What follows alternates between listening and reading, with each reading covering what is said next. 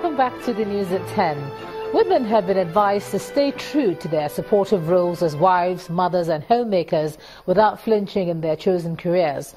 Now, this was the opinion of wives of governors of southern states in Nigeria during their visits to the Ogun State Governor Abeokuta in Abeokuta. Members of the Southern Governors' Wives Forum, led by their chairperson, Imo State First Lady Mrs. Nkechi Okorocha. The women are in Ogun State, southwest Nigeria, for their quarterly meeting. But first, a visit to the Ogun State Governor Abeokuta, where they pledged to continue to promote development efforts of southern states. The time is indeed ripe for us all to emphasize on those values that will further sustain the existing harmonious relationships among the states. We have more women than men, and we have more women that vote than men. So clearly, you will see the position of the women is high up there, and that is why when you are coming together like this, it will be in our interest as men, as governors, to support whatever ideas, whatever initiatives that we are coming up with. Awards were given to the governors' wives for their efforts to empower women and their supporting role to their husbands to develop their various states. The cultural center in Kuto area of Abeokuta, the Ogun State capital, is the venue for their second meeting of the year. Here, the governor's wives ask their fellow women to learn how to balance their work with family life, especially where children are involved. We may not have the luxury of extended talks with the children during working days. We must at least ensure that before we retire to bed, we hold meaningful discussion with the children on issues that affect them, such as their schoolwork and their welfare. In striking this balance, the women were also challenged not to neglect their lifestyle, career advancement options, and their health. A woman must always fight for social space, for recognition, and even for deserved acclaim. The governor's wives did not come empty-handed to Ogun State. They left behind gifts to further empower women to help them in tailoring, hairdressing, cooking, and other vocations. The equipment were given to the women to help reduce the burden of how to make ends meet and help them fulfill their God-given role as helpmate, contributing their part to the growth of their families. All right, now let's take a look at some business news. Here's Anne Wawudu.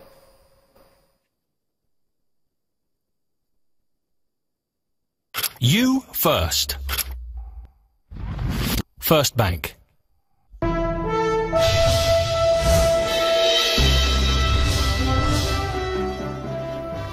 Thanks a lot, Ijoma, and welcome to Business News. The Bank of Industry says it's expanding its loan portfolio and small, medium-scale enterprises in the year 2017 as a way of helping to grow Nigeria's microeconomy.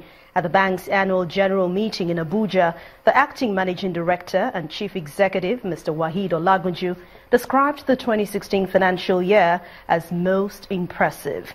Meanwhile, the representative of the Minister of Industry, Trade and Investment, Mr. Olufemi Edun, appeals to entrepreneurs to take advantage of the bank's new plans.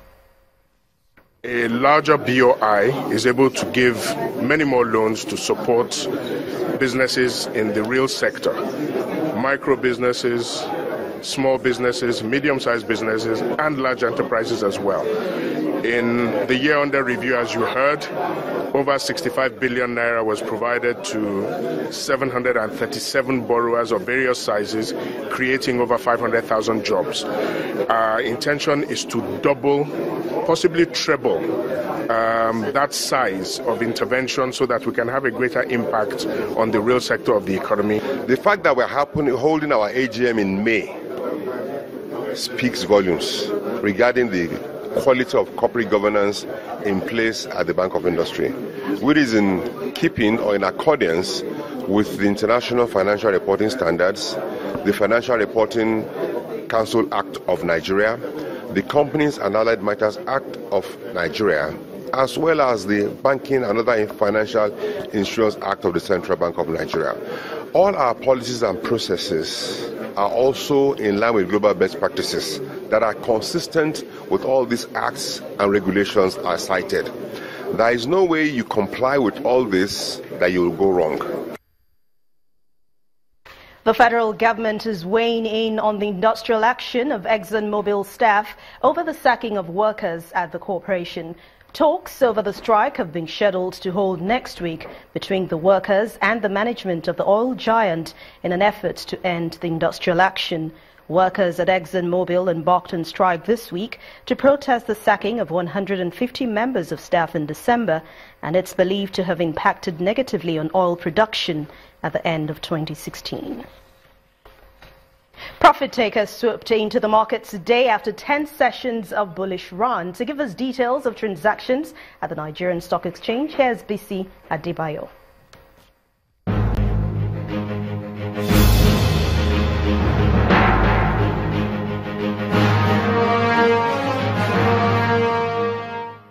Nigerian equities bucked gains today by 0.81% as profit-taking outweighed foreign investments return to the stock markets.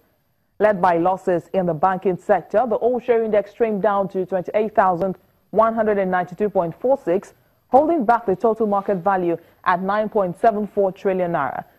Over 1 billion shares were traded in 5,342 deals for 9.19 billion naira. The top price gainers for the session include PZ Cussons with about 10%, Unity Bank and Custodian Insurance PLC with up to 7.14% and 4.92% each. On the flip side, Owando, Fitsin and NACO shared the most value of the session. Top trades, however, came in from FBN Holdings by 538.31 million, 106.35 million from Zenith Bank, and an estimated 74.85 million shares traded on Diamond Bank. And that's it on the stock market reports. I am BC Adebayo. Thank you, BC. Sentiment remained mixed across global equities today as investors' appetites were driven by oil prices, trade data, and partly earnings. Let's take a quick look at the numbers.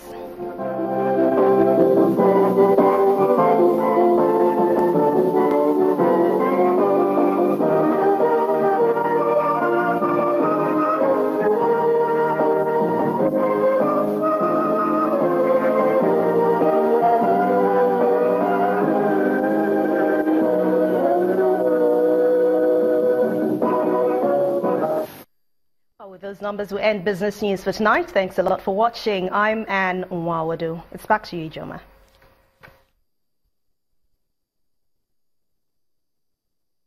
You first. First Bank.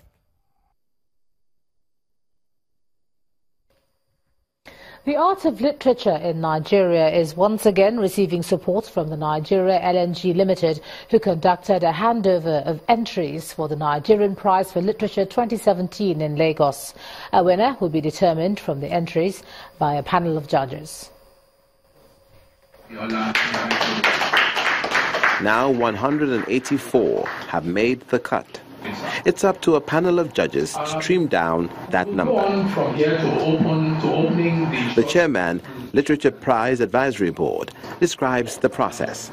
We shall receive the entries from NLNG, that is the advisory board. And the advisory board will pass the entries over to the panel of judges, and that is the kickoff of the competition for this year. Internally then, of course, we will be the panel of judges, and the advisory board will be meeting at intervals between now and October. The General Manager, External Relations, NLNG, spoke of its importance to indigenous writers. So it's this level of ownership and commitment to the prize that Nigeria LNG is extremely grateful for. This had always been the vision, to do a prize and to let it be owned by Nigeria, which is the reason we insist that the name of the prize, as registered, is the Nigeria Prize for Literature. Now, the highlight of the event as the entries are handed over.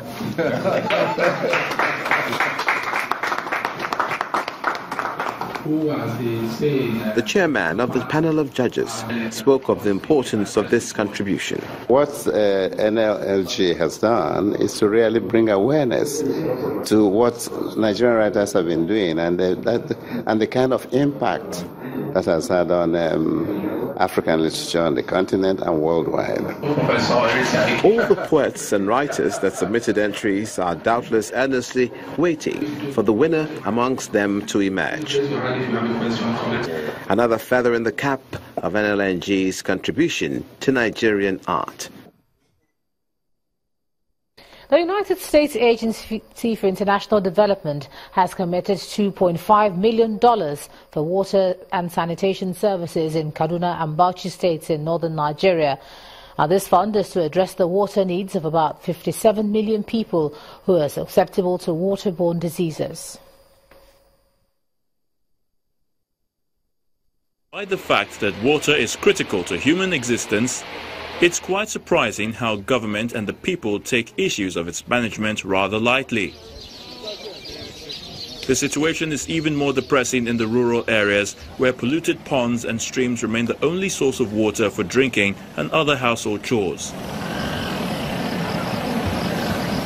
This trend, according to USAID and other stakeholders, must be reversed if Nigeria must win the war against child and maternal mortality, and that is by providing access to clean water. The Federal Ministry of Water Resources says it's making efforts to correct the trend.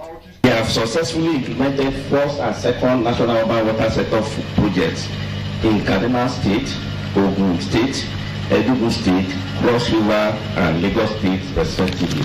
The launching of the Water Sanitation and Hygiene Coordination Project by USAID is to provide support to new reform-minded state governments for the immediate term. And here, Kaduna and Bauchi are the benefiting states. 57 million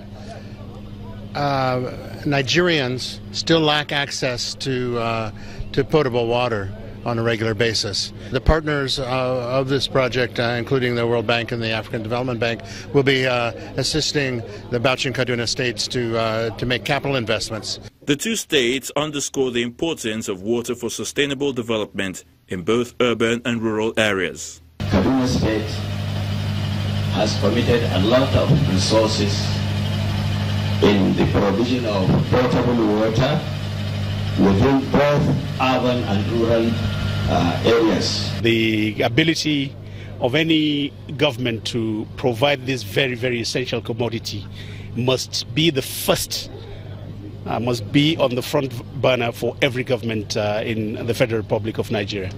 Apart from deficit in infrastructure in most states, experts identify population explosion, weak legislation and rural migration, which are some of the major challenges militating against access to clean water. Water in the urban city have to be economic driven. It is not a social driven. No, pay for the water. Introducing ways in which to better collect the revenues for the water that is distributed. As Nigeria battles to address the problem of lack of water for drinking and sanitation, stakeholders expect that the launch of the Water, Sanitation and Hygiene Project by USAID will strengthen the water distribution services and promote good hygiene practices for Kaduna and Bauchi states. Still ahead of the news at 10, Chelsea emerge English Premier champions of the 2016-2017 season after win over West Brom. That's on sports. Please stay with us.